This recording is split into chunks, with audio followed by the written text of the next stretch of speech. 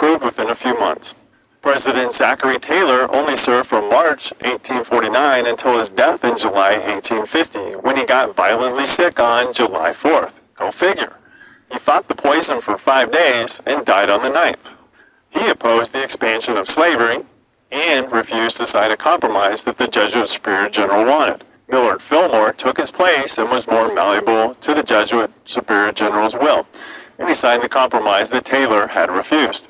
President Abraham Lincoln opposed the Society of Jesus. Lincoln said to his friend Charles Chinnicky, who used to be a priest in the Church of Rome, "I am so glad to meet you again.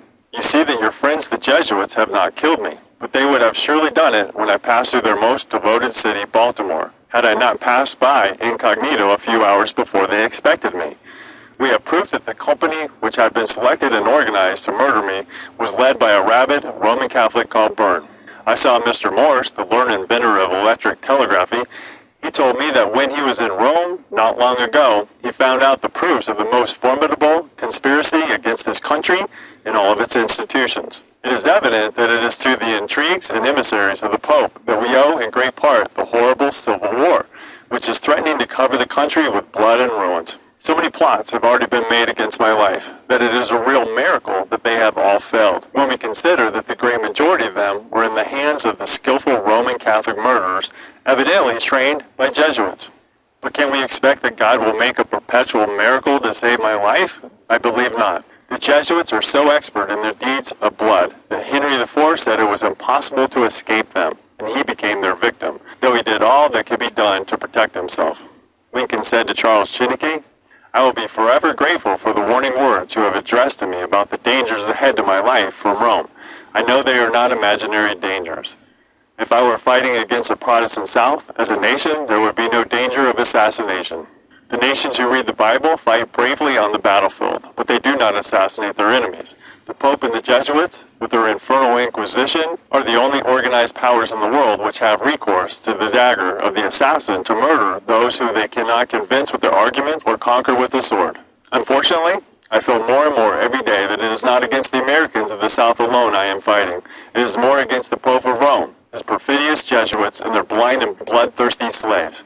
As long as they hope to conquer the North, they will spare me. But the day we rout their armies, take the cities, and force them to submit, then it is my impression that the Jesuits, who are the principal rulers of the South, will do what they have almost invariably done in the past.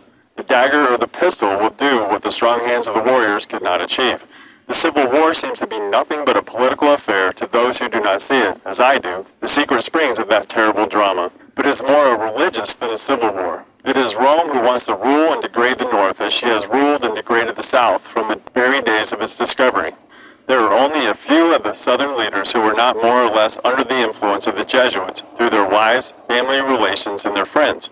Several members of the family of Jeff Davis belong to the Church of Rome. But it is very certain that if the American people could learn what I know of the fierce hatred of the priests of Rome against our institutions, our schools, our most sacred rights, and our so dearly bought liberties, they would drive them away tomorrow from among us, or they would shoot them as traitors. But you are the only one to whom I reveal these sad secrets, for I know that you learned them before me. The history of the last 1,000 years tells us that wherever the Church of Rome is not a dagger to pierce the bosom of a free nation, she is a stone to her neck, to paralyze her and prevent her advance in the ways of civilization, science, intelligence, happiness, and liberty. This war would not have been possible without the sinister influence of the Jesuits.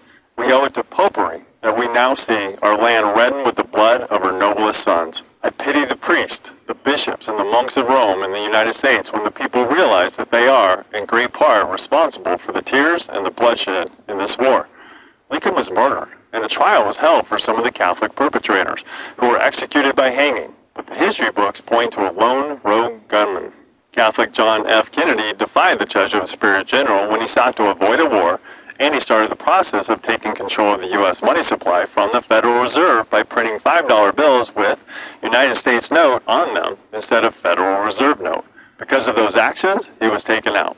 Do you now see the Society of Jesus oath fulfilled against the U.S. presidents? Were you taught about these presidential deaths in school? With such a vile reputation, you can understand why they hide who they are and work through front organizations.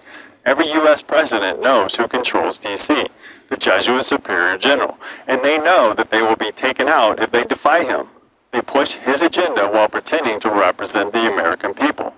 Slowly but surely, American rights have been removed and their wealth is stolen so that they are slaves of the corporation of the Jesuit Superior General District of Columbia.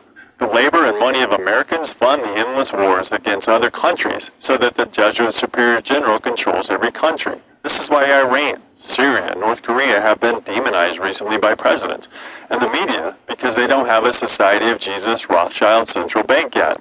The rights of the states and the citizens of those states were nullified in 1868 when the Society of Jesus had the 14th Amendment, called the Reconstruction Amendment, ratified. It was written under the guise of the amendment to give rights to former slaves following the Civil War. But in reality, it created a new empire, one that serves the Jesuits.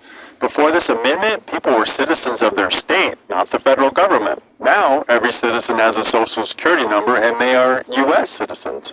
Part of the 14th Amendment says, no state shall make or enforce any law which shall abridge the privileges or immunities of the citizens of the United States.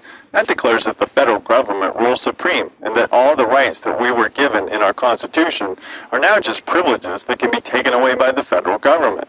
Before this amendment, the federal government was the servant of the states. Now the states are subservient to the national government, and the citizens are slave to their new master. The Act of 1871 created the Society of Jesus-owned City-State Corporation of the United States of America. The Society of Jesus used the Civil War to cause the United States of America to go bankrupt. Under no constitutional authority to do so, Congress, being in dire